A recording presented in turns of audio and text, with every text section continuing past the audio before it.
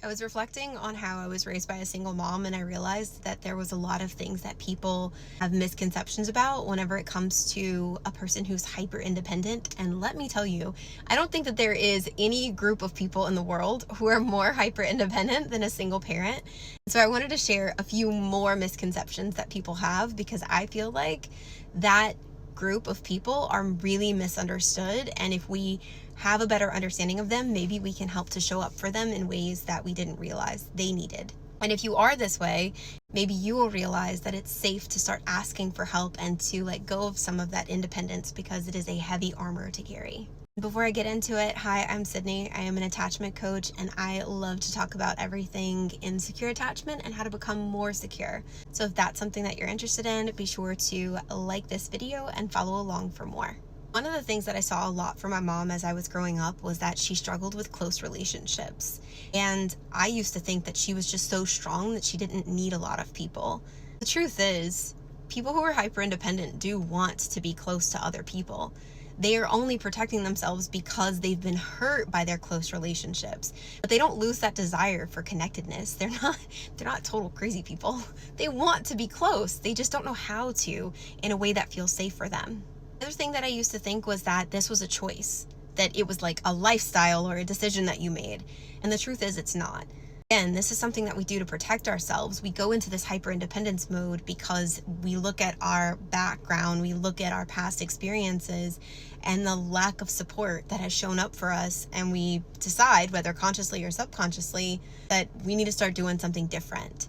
And one of the automatic things that comes to mind is, well, I'm just not going to depend on people anymore.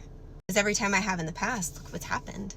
I can't expect for people to show up for me. If my close family members, if my best friends, if this person who told me that they were so in love with me, if they didn't show up for me, why would I expect new people to show up for me in more consistent ways? They have no evidence to prove to them that it's safe to believe in people and trust people. And for anybody who is trying to change these behaviors, a huge misconception is that this is just who you're always going to be. You can change who you are at any time. And what I will tell you is, I was hyper independent in my early adult life, especially after I got out of my first really unhealthy relationship. And I had to learn that that wasn't something that I should be proud of, or it wasn't this badge of honor to not need anybody. And the more that you change the labels that you believe about yourself, and you start committing yourself to working on whatever issues you have, the more that you can actually adjust how you're showing up in your relationships. So I would say I am working on feeling safe to allow people in. I am working on feeling safe to ask for other people to show up whenever I need help and support. I am learning to be vulnerable whenever I share personal experiences in my life, instead of hiding and pretending like I'm okay.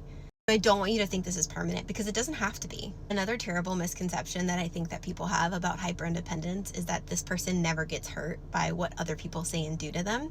Just don't show it. Just because someone pretends like nothing bothers them doesn't mean that they don't go home and break down. It's actually really isolating, because they don't have anybody to talk to whenever they are hurt.